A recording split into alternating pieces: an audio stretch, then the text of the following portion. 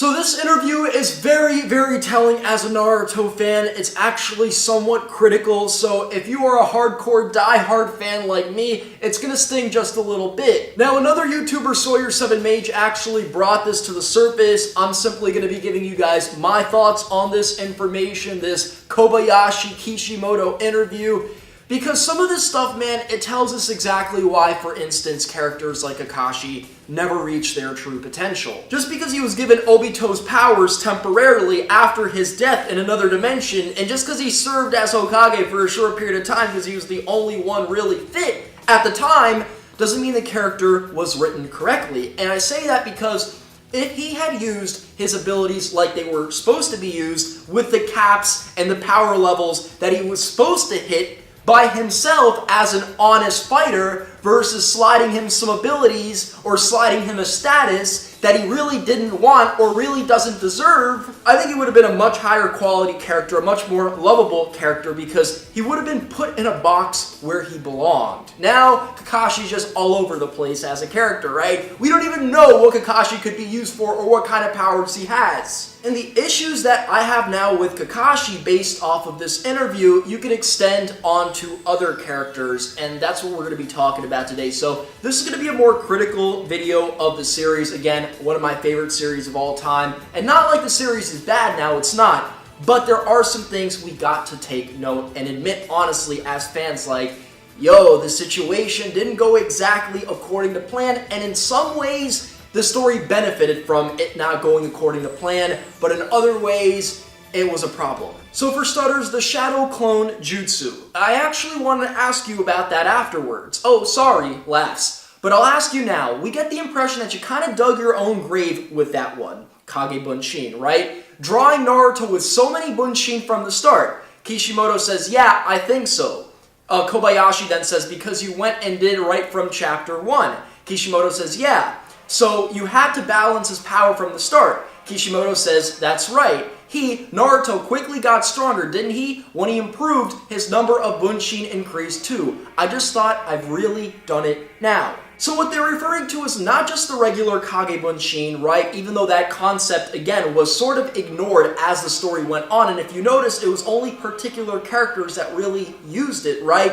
And they even had to explain why characters couldn't constantly just increase their shadow clones, with the fact that it's harder to control, it takes up a lot more chakra, and you start cutting up your power. I think the reason they started to introduce these rules was so that they could, put less work on the actual team of artists, specifically Kishimoto. And they're almost talking less about the regular Shadow Clone Jutsu that Naruto would constantly fail at performing, yet all of his peers would successfully create a copy of themselves. And they're referring more to the massive Shadow Clone Jutsu, or multiple Shadow Clone Jutsu, the one he pulled on Mizuki, right? So he went from not even being able to do one to like hundreds, right? And keep in mind, guys, this was a forbidden technique. So when this one was pulled out, the reason you didn't constantly see it over and over and over again, yet it would make sense too, because it's hella broken, is that it would take too much work. It was too broken. At the time, Naruto didn't really have full mastery of his own chakra reserves, right? He got better and better at that as he met, for instance, Jiraiya. And so they sort of shifted away from that technique and they tried to cut it down to less and less introducing these rules because it would take too much work. Now,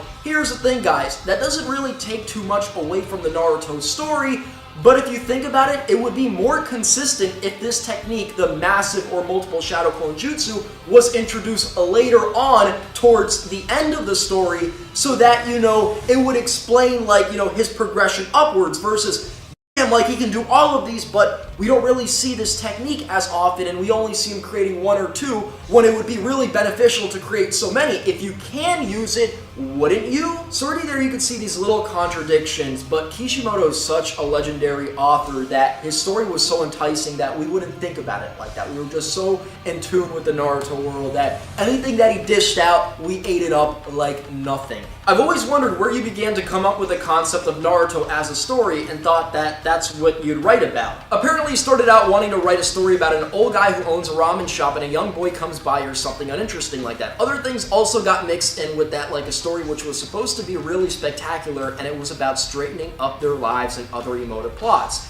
He showed that to his publishers, but they told him the story is way too far from what they want, and Kobayashi agrees that it doesn't have any elements befitting a weekly Shonen Jump series. He started to research other shonen series, especially Akira Toriyama, who he was a big fan of. In the end, the name Naruto came from this failed story attempt, as well as the obvious influences that made it into the actual series. Then he made a story not about ninjas, but about yokai, demons, where the main character was a fox who shape-shifted into a human, and I actually reviewed that, by the way, that one shot.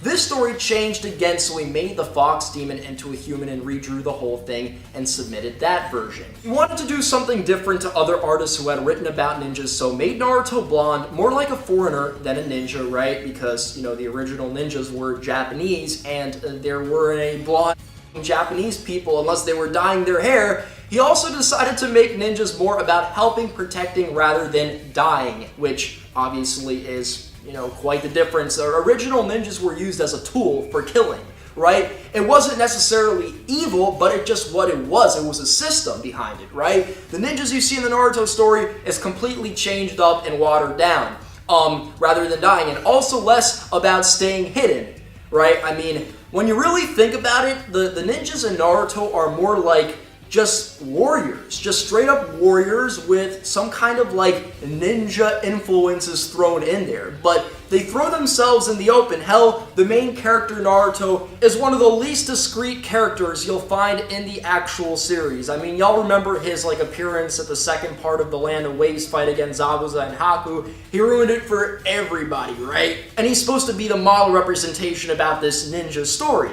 After trying this out, he was then asked by kids, is that really a ninja? And he thought, uh-oh, I've gone off on a tangent again, but he decided he wanted to stick with it anyway, and his publishers also said it's fine, only being this far off the mark about what a ninja is.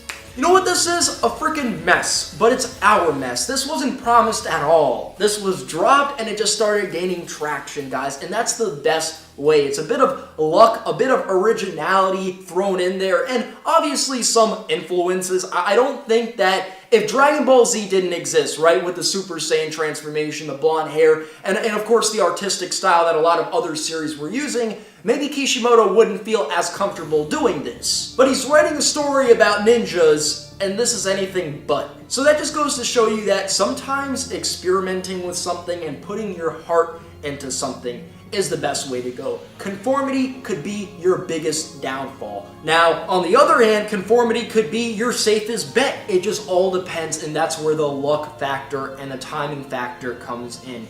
Maybe if Kishimoto waited 10 years to do this, it wouldn't have popped off the same way. And you talk about the digital evolution of things, oh man, yeah, it definitely wouldn't have. Next question, did you have to think hard about the setting creation of Naruto's classmates? And Kishimoto says, well, the answer is Kishimoto didn't actually originally intend for that kind of setting. Originally intended to focus on various missions that Naruto went on, meeting four-man cells from other villages. The teachers of the four-man cell would be Kakashi's rivals. So my guy could have been in another village as Kakashi's rival. He wouldn't have been in the Hidden Lee village, appearing like after Sasuke's little scuffle with Rock Lee, coming out there like a badass, claiming he's stronger than Kakashi. Like, that wouldn't have been a thing. But after discussing this with his editor, he was told there wouldn't be time for such a slow-paced development, so he needed to come bring all these characters and villages out at once. You're going to make a tournament. Kishimoto said he can't do it, and if he did, it'd kill him.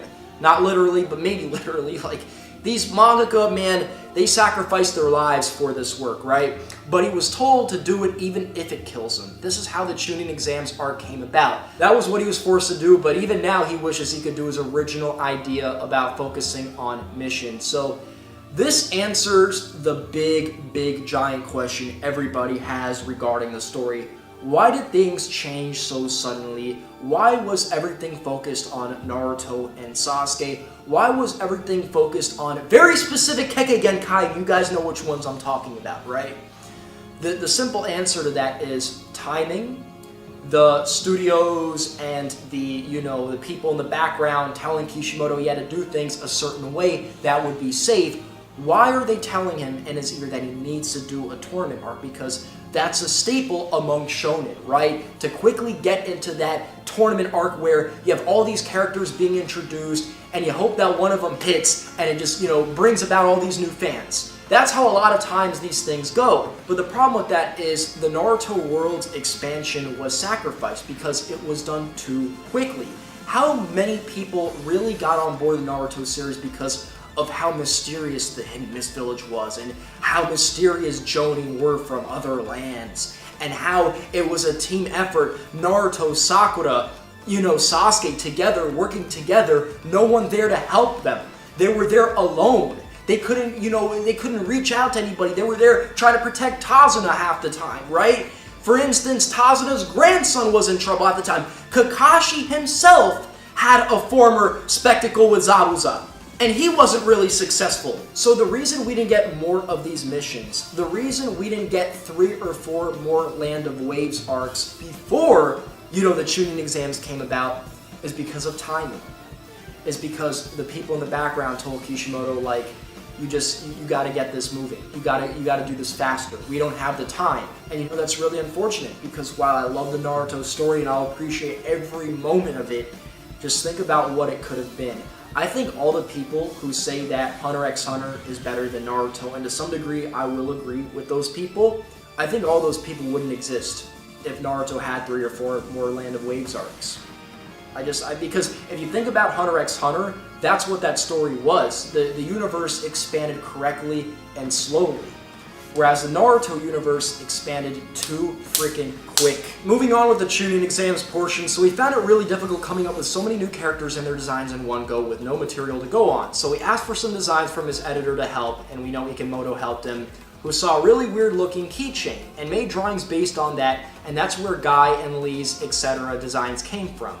Okay, they threw a question mark in there, so I'm a little confused myself. I'm just going to assume that everyone's a little confused here. Kobayashi says that listening to what he said earlier about Kakashi's rival, it sounds like he was originally planning for Team Guy to be from another village when introducing them here, since they weren't introduced with the other rookies' teachers. Kishimoto says that that was originally the case, but they decided it was better for Kakashi to have a rival from inside the village, so they went with this instead and introduced Team Guy as being from Konoha. Kishimoto also says that the series picked up popularity thanks to the tournament aspect to find out who would win, and even Kishimoto himself started to enjoy writing this part, but his editorial team told him to introduce a villain called Orochimaru, and that would stop the tournament from being finished instead. And you see, the reason why this is being done is to, I'm guessing, not allow things to wrap up. Because if you have this constant interruption, it allows for the story to safely move more fluidly than if the tournament were to end and now they got to set up for some other tournament, right? If this villain that needs to be taken out and all the villages are working together, all these different shinobi are working together, it's easier to keep the story in fluid motion than this tournament wraps up and now they got to find a way to build everything up again. You see, the story was built up and they kept that, tension there. That's why they introduced Orochimaru. Kishimoto was disappointed since he was really getting into it, and I was getting into it as well. How many of you guys were pissed off when Gaara versus Sasuke was interrupted because you wanted to see a winner in that fight, right? Sasuke came with that brand new technique, Chidori, right? And he could only use it a couple times. And Gaara was built up as this psycho murderer with no remorse whatsoever and an impenetrable shield. I wanted to see how this fight would turn out. And I was on some anti-Sasuke shit. I thought Gaara was the perfect solution, but we never really got an answer. And even though they fought later on and Naruto ended up defeating Gaara, I felt like if that fight were contained, I would have enjoyed it just as much, if not more. He was really getting into it, and I already put out the idea that he wanted Shikamaru to win, and keep in mind, Shikamaru was the only participant who ended up graduating the Chunin exams out of everybody, right? But before being told to put in the plot development of the tournament being destroyed, Kishimoto does admit that he was worrying about how to write Shikamaru's fights for the rest of the tournament and make him the winner, since Shikamaru has an IQ of 200 and Kishimoto doesn't have a very high one, so he didn't know how to pull it off. I don't believe in that IQ.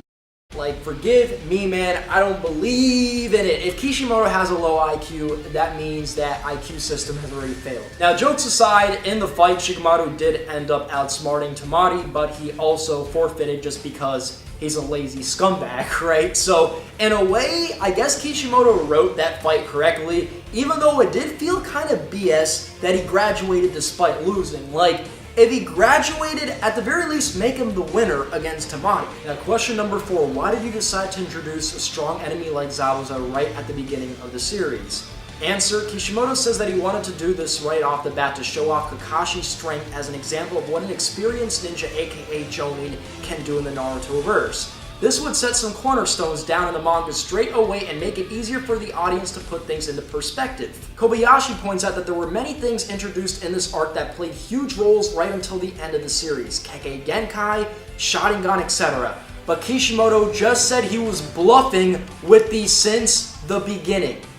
In other words, he just made them up without any thought on how to use them in the future.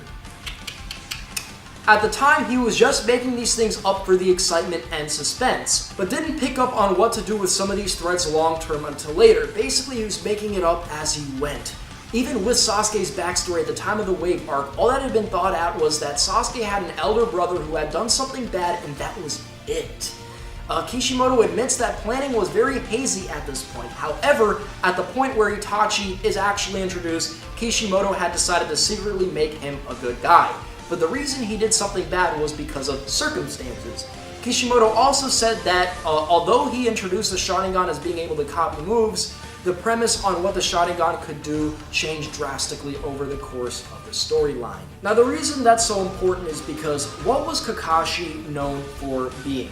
The copycat ninja, somebody who could copy pretty much every single technique, with the exception of very, very rare techniques or ultra powerful techniques, right? And even though he wasn't an Uchiha, his eyes were still linked to Obito, so they got the upgrade. But why does the upgrade exist in the first place?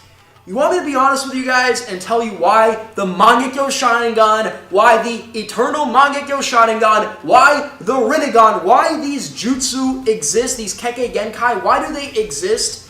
They exist because the original thing that they were supposed to be able to do was just too much. It's a lot easier to spam Amaterasu, to spam Susanoo, to spam a bunch of newly created abilities than to have this catalog for characters, right? If you're able to copy people's moves, imagine the stuff that Sasuke, Kakashi, and just about every single Uchiha should be able to do. It would just be too much. And as pretty much every single character with these eyeballs or eyeball got really popular, what ended up happening, right? Kishimoto took advantage of that. They probably told Kishimoto behind the scenes, like, yo, keep doing this specific thing. And that's why we see the Sharingan, the Uchiha clan, the Mangekyo Sharingan, even into Boruto, right, with Shin Uchiha. That's why we see it being spammed, because of how popular the dojutsu got. It was never originally planned. It was never originally intended. The eye wasn't supposed to manifest into another eye. It wasn't supposed to be a Mangekyo Sharingan that could use, Susanoo or Amaterasu or Tsukuyomi, these different genjutsus. It was supposed to be a technique that could read movements, enhance your own abilities, and copy moves, right? And that would allow you to exist in battle as a big giant threat and somebody who could actually defend yourself in ways someone else can't even practically imagine. If they kept the Sharingan to what it was supposed to be and they didn't spam it as much, not only would we love the Sharingan more, but the story would be more exciting. It just would have been, right? And I don't feel as if they would have had to focus so much on Naruto and Sasuke if it weren't for these eyeballs. Because once they constantly spammed the eyeballs, what ended up happening? It was just so much better than everything else. So why even introduce other abilities when we could just keep spamming these eyeballs? And obviously Naruto had the nine-tailed fox inside of him, so as he mastered it, he would have naturally became one of the most powerful shinobi, but that would have been work in progress. That would have taken more time as the universe correctly expanded. It was rushed, it was forced into something else, right? As for instance, Orochimaru was introduced so that things could constantly be popular, right? So that, the fans could be intrigued, but that takes away somewhat from the quality of the story, because if things are expanded slowly and correctly, while we might be bored week to week, in the long run as a finished product, it would be better. But what they ended up doing was they focused on the elements of the story that stimulated us, and they didn't really care too much about the consistency, and that's why things ended up where they did. Why they shifted focus off Kakashi so much, and we started focusing more on Naruto and Sasuke as the team broke up, and you could almost attribute Sasuke's fall into darkness for that very reason, just because he had a tragic past, and obviously he didn't open up about that originally, and Itachi early on was an evil character. He didn't necessarily have to go in that direction. Now, obviously, I'm looking at this in hindsight. We wouldn't have got Naruto vs. Sasuke like 3 parts if it were not for that happening. But guess what, man? Maybe the story would have actually been better. Who knows, right? Now, what I mean by Kakashi not reaching his true potential, if everything went according to the original rules, and Kakashi was, of course, known as a copycat ninja, I think he could have copied jutsu like the Amaterasu. I mean, he already is going to develop the Mangekyo Sharingan, right? And he's already known as the copycat ninja. The ability allows you to copy things, but that's the thing. The Mangekyo Sharingan was introduced to kind of divert away from its original use. You could always say, well, he's not an Uchiha, right? I don't think that matters. Kakashi wasn't a lot of things, yet he mastered a lot of S-rank ninjutsu, right? Why couldn't he mastered that? Well, they had to put a cap on him, but the reason they were cornered and they had to do that in the first place was because they changed the use, right? It's, for instance, similar to Obito using the Rinnegan, and why he wasn't able to utilize it completely was because he himself didn't have the, I guess, the bloodline to use it. It's a byproduct of 2 mixtures, but Obito is only an Uchiha. That's only 1 mixture, right? It was a lot for him to handle. So guys, I know this is a very critical video. Just know I love the of the story, and I always will, but just know that this is a problem, that having all these people behind the scenes telling the author how to do the story is a problem, right? And having that constant demand is also the problem. Maybe if Kishimoto didn't live in Japan, this capitalistic environment where he had to produce everything and rush things out and everything was milked, and maybe he lived in a country with better laws that, you know, maybe he would have always been able to have food on the table regardless of how quickly the story got really popular, maybe the story would have turned out differently. All of this is mere speculation, but it's worth noting because, again, Kishimoto was rushed, and if you don't see that in this interview, you're blind. He was rushed. He was forced into a corner, and he had to change the direction of the story multiple times because of it. Now, I'm not going to cover this whole interview. It's pretty long. I talked about the things I wanted to talk about in this video, but there are some things that I believe you guys should check out. Like, for instance, the 4th Hokage was originally supposed to be a ninja dog, like the ones that the Inuzuka clan owns. You heard that right. There was a Hokage monument script where the 4th Hokage's face isn't Minato. It's a ninja dog. Yes. And if there's one thing I'm sort of happy about is that the editors told him, like, yeah, don't do that, alright? Because, like, a lot of us knew that, you know, Naruto's father was Minato, but of course this was prior to him being confirmed as the 4th Hokage. If I'm not mistaken, Minato's character design is actually based off of Akamato and the Ninja Dogs and Kiba, which is, within itself, it's absolutely crazy how our favorite character, one of our favorite characters, Minato, with the flying thunder god technique, throws a kunai, pops up right behind you to smash you with giant Rasengans, right? He in fact perfected that technique. Well, this dude comes from dogs and was supposed to be a dog, right? He was literally supposed to be a dog. He was supposed to, the 4th Hokage was supposed to be a dog, bro. Now, Sakura gets shitted on, and I'm not gonna really talk about that because it's depressing, and I see Sakura differently than I saw her throughout the series, but there was a point where Kishimoto actually regretted writing the character because everybody, absolutely everybody hated Sakura, whereas Hinata's popularity kept rising up, and that probably, in a way, confirmed the Naruhina pairing, because maybe Kishimoto at some point in time thought, you know what, Naruto and Sakura would be a cute couple, even though he initially intended for Naruto and Hinata to be together. And he ended up saying that he tried to draw Sakura better and better and better and more beautiful and beautiful and beautiful, and it's like, that's not why we hated Sakura, right? We hated Sakura because of just all the peskiness and the lack of actual good moments in the story. She was always in the background, and she talked like she wasn't in the background, and whenever she tried to do something, she actually hurt the team effort. If there's one thing that's kind of disappointing, though, is the fact that, like, it actually did hurt the series, the fact that everybody hated Sakura, because keep in mind, you know, Kishimoto wrote this character, put a lot of work into this character, and what is he going to do with this character now? Which is why, in fact, Sakura's parents were, you know, barely introduced, and they were just a bunch of weirdos. Like, You guys, heard about my critiques of Sakura's father. Dude's almost a straight up.